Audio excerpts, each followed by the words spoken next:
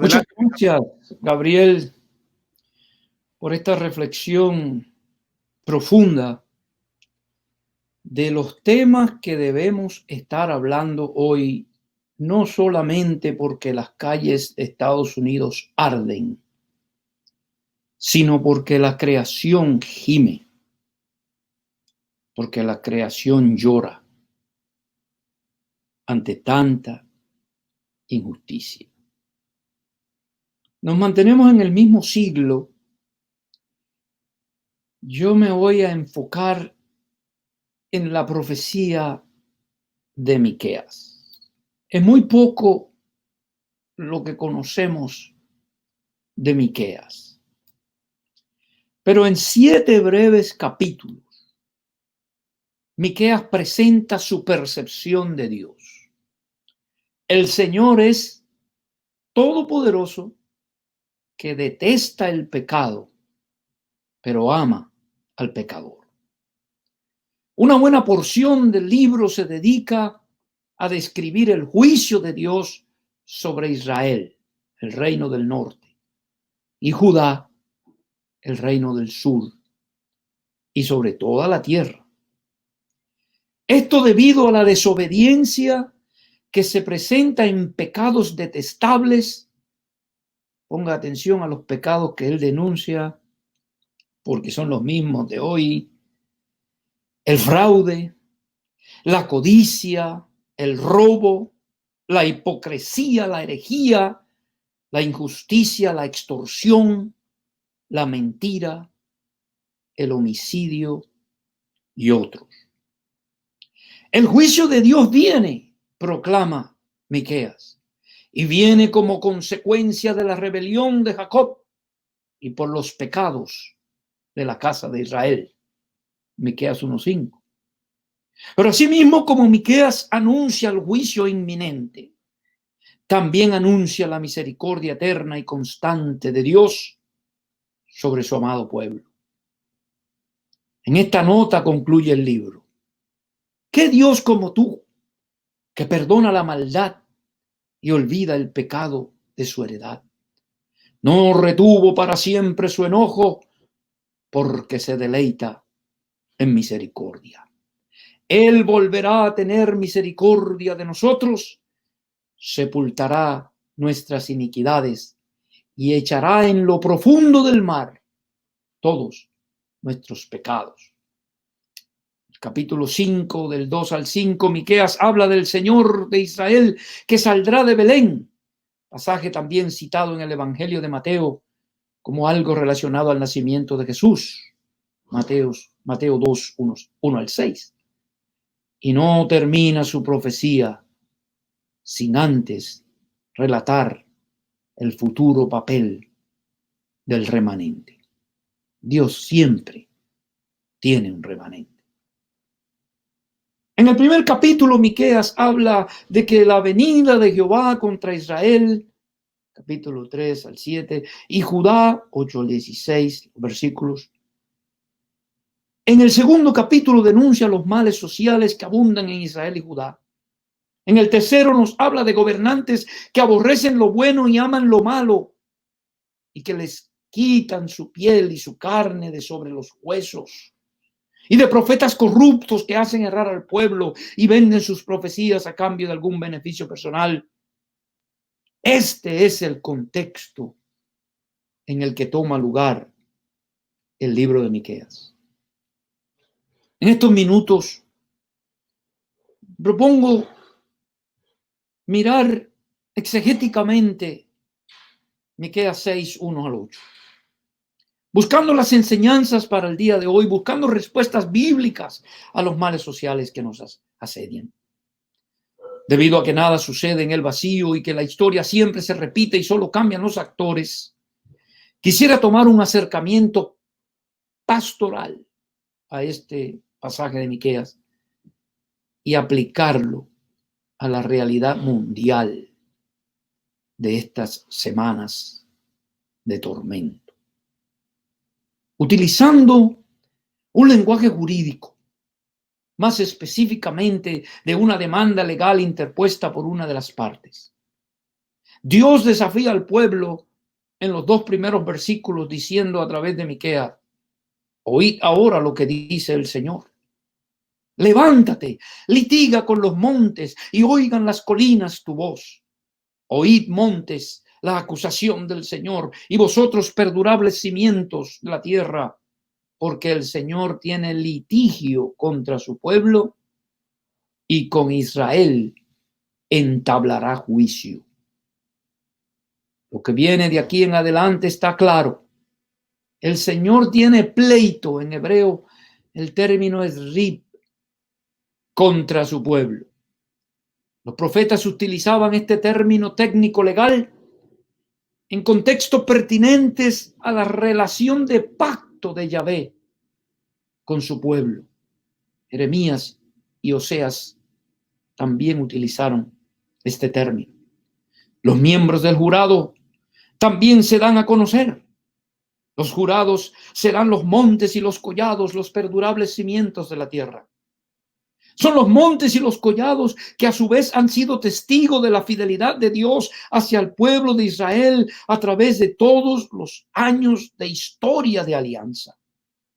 Yahvé los escoge para que sirvan en este juicio por su firmeza y por su inmutabilidad.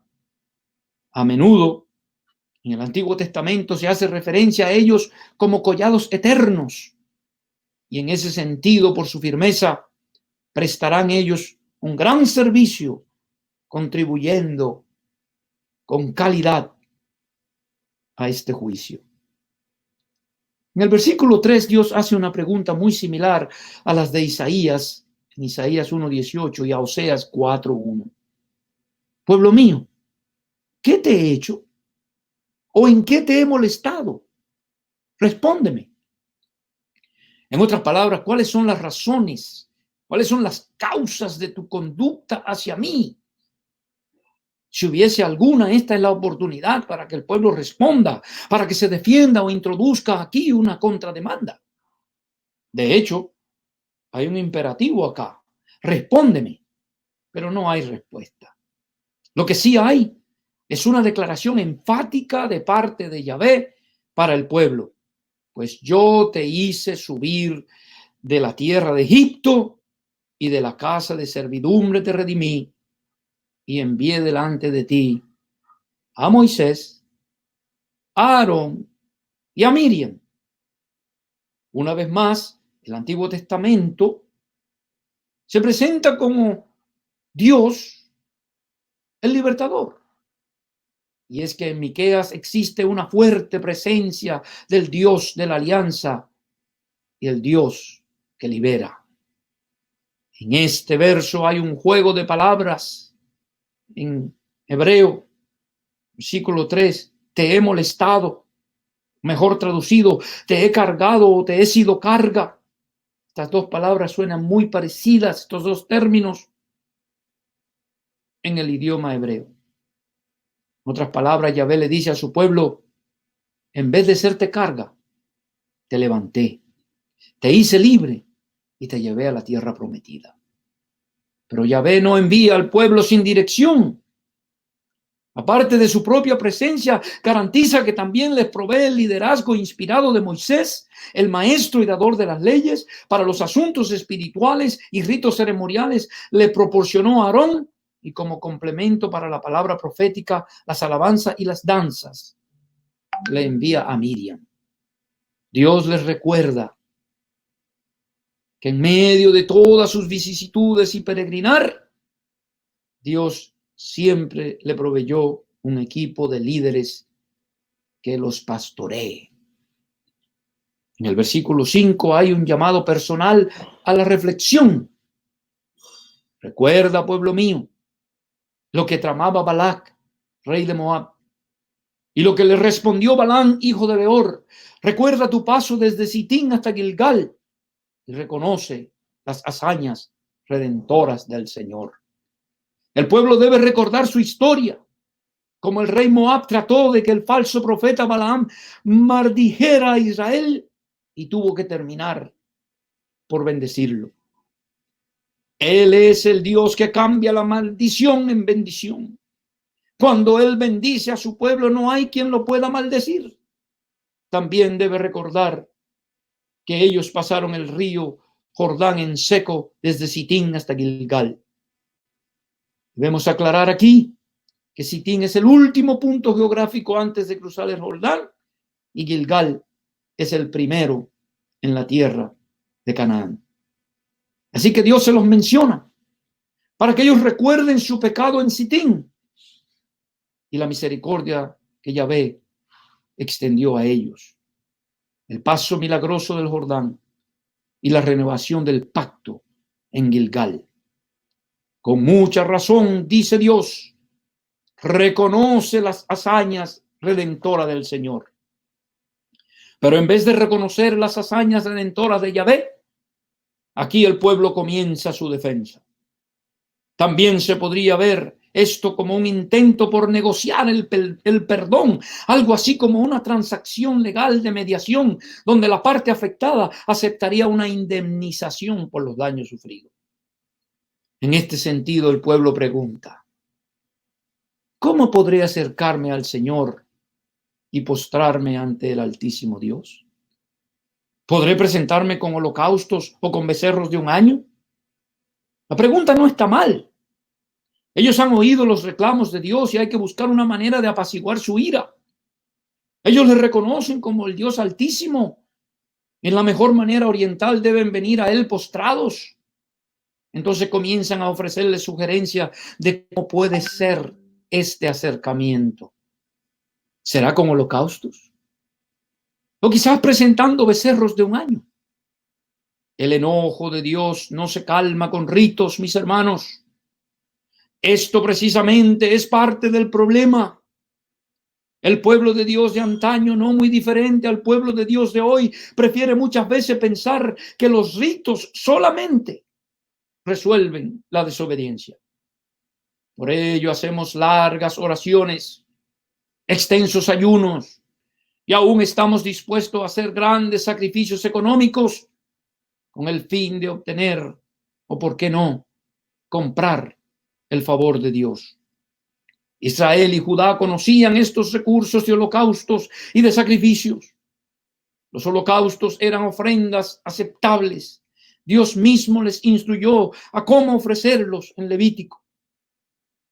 Y un becerro de un año, separado especialmente, alimentado y cuidado, era uno de los mejores sacrificios que se podían ofrecer a Dios.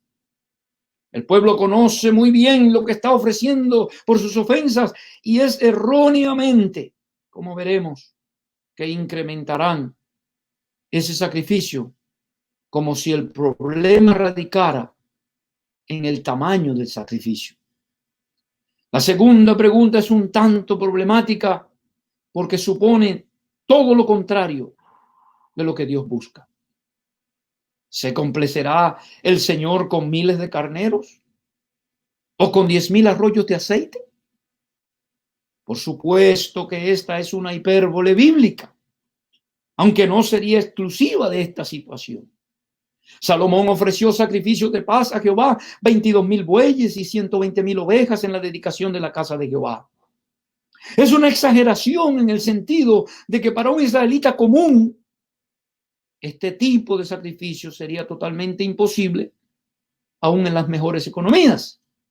No obstante, las exageraciones son características de la falsa adoración, que es exactamente al punto que Miqueas quiere llevarnos.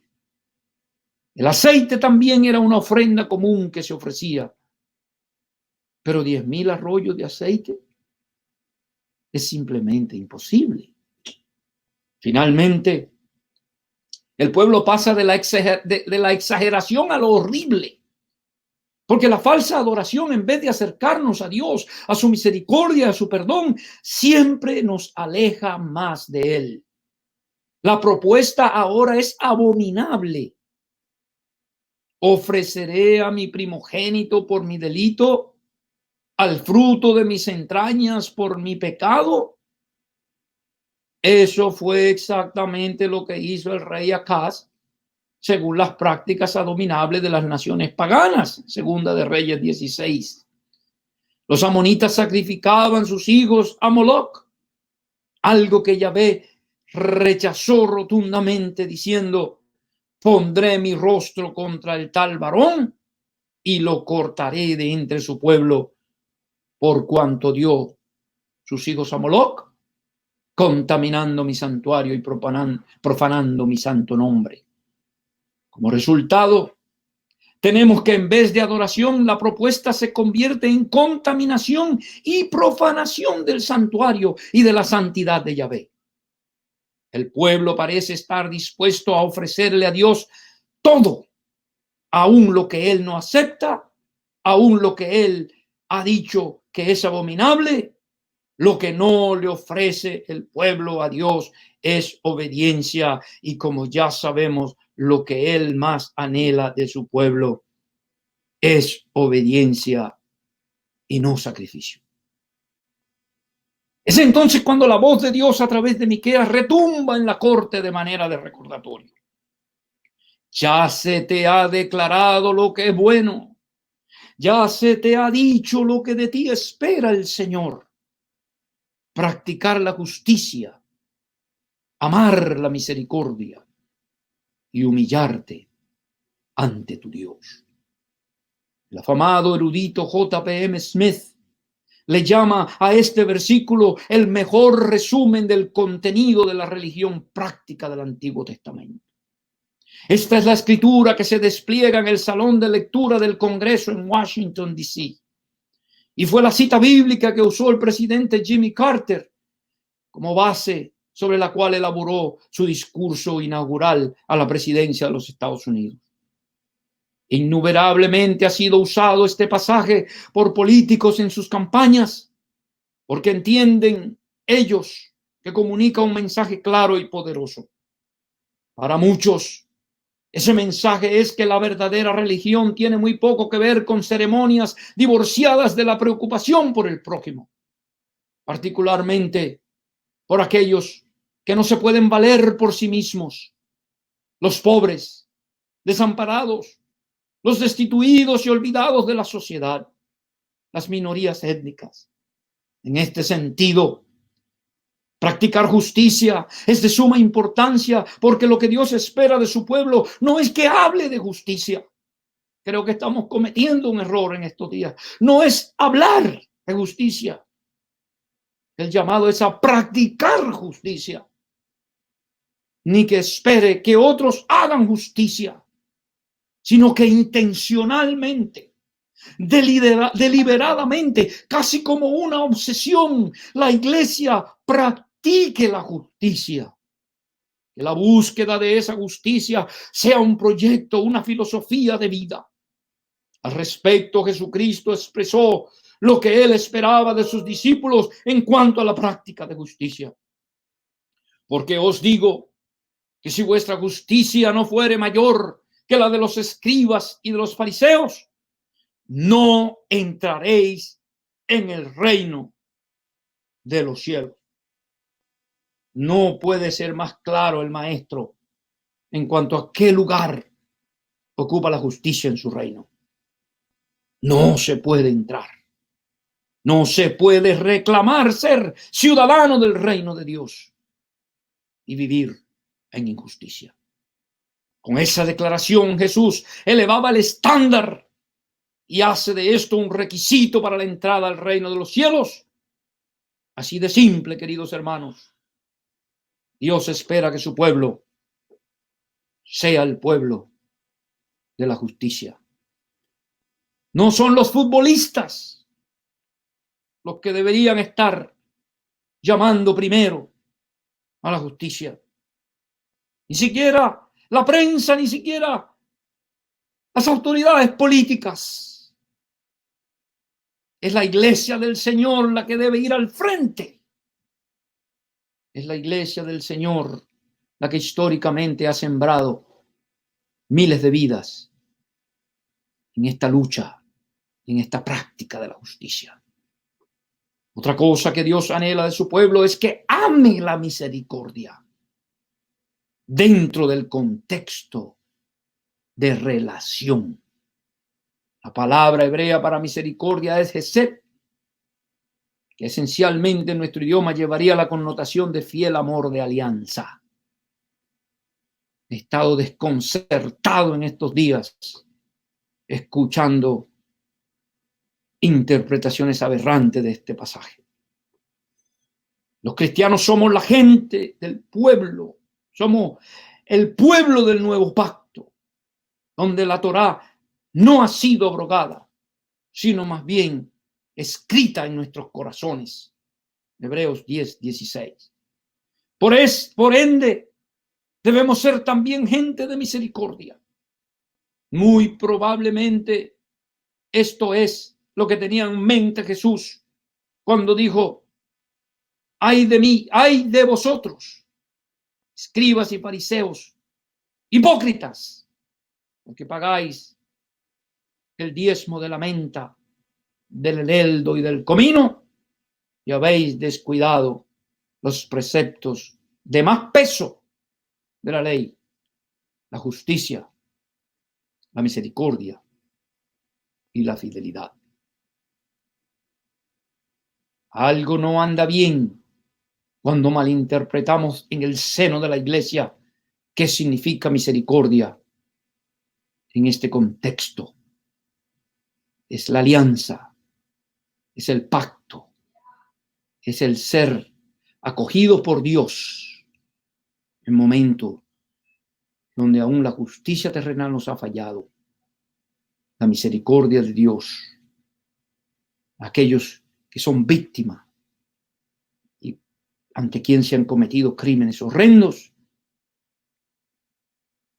esos son los que reciben misericordia de Dios y la fidelidad. Y estas son las cosas que debíais haber hecho sin descuidar aquellas. En otras palabras, Jesús dice: diezmar está bien, pero los preceptos de mayor peso son la justicia, son la misericordia y la fidelidad. La tercera y última característica que Dios anda buscando en su pueblo es gente que sepa caminar delante de su Dios con humildad.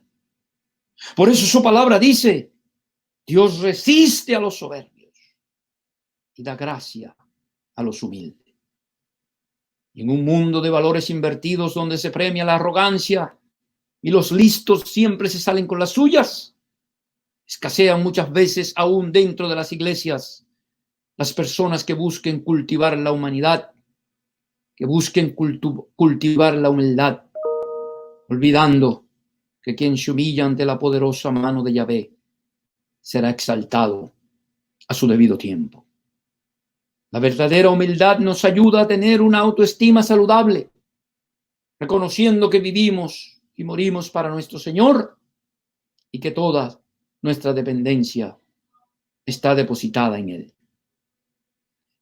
Del siglo VIII al siglo XXI ha pasado mucho tiempo. VIII antes de Cristo al día de hoy. Desde Miqueas hasta hoy, algunas cosas han cambiado, pero en cierto aspecto otras se mantienen iguales. Y muchos de los males que aquejaban la sociedad de Israel y Judá en ese entonces están hoy presentes en nuestra sociedad, y en algunos casos con agravantes. La lista de males que denunció Miqueas: el fraude, la codicia, el robo, la hipocresía, la herejía, la injusticia, extorsión, mentira, homicidio y otros, bien pudo haber sido sacada del periódico de ayer. Pero eso es solo una parte del problema. La otra es que dentro del pueblo del Señor, al igual que en tiempos del profeta, las cosas no andan muy bien. A la luz de Miqueas 6, ante la triste realidad de hoy, yo creo escuchar al Señor repetir las mismas oraciones. No más oraciones vacías, desconectadas de la realidad en que viven. No más ritos religiosos sin esencia. Ya se te ha declarado lo que es bueno, ya se te ha dicho lo que de ti espera el Señor: practicar justicia, amar la misericordia y humillarte ante tu Dios. Porque al practicar la justicia nos mantiene con los pies sobre la tierra, al tanto de las injusticias sociales de nuestro entorno. Amar la misericordia nos mantiene cerca de la gracia de Dios y nos aleja de la tiranía y el despotismo. Y caminar en humildad con Dios nos hace dependientes de Él. Eso, y solo eso, es lo que Dios espera de la iglesia hoy. Hoy, donde ser pobre es una condena de muerte. Hoy, donde un pobre debe subirse a un tren o a un bus abarrotado de personas donde se puede contagiar con la enfermedad del coronavirus. Hoy, donde no tener acceso a la educación o la salud pública te pone en población de alto riesgo. Hoy, donde vivimos en una sociedad machista, donde la mujer debe vivir siempre a la defensiva. Hoy, donde en los Estados Unidos tenemos 11 millones de personas que viven en la oscuridad por falta de un documento que diga que son residentes permanentes. Hoy, donde ninguno de los dos partidos políticos mayoritarios les ha dado la gana de entender que esta es una emergencia nacional. Hoy, donde la brutalidad policial es rampante en nuestras calles, donde el racismo y el clasismo impera. Hoy, donde en muchos lugares hay limpiezas étnicas. Hoy, en el siglo XXI, hoy más que nunca, se necesita una comunidad profética y una comunidad escatológica. Pero cual Miqueas de antaño, quien no quiso terminar su profecía en la oscura realidad del momento, sino que visualizó un futuro glorioso para la nación. De esa misma manera quiero verlo yo hoy, desde esta pantalla, particularmente nuestra América convulsionada, nuestra América Latina y los millones en la diáspora. Hoy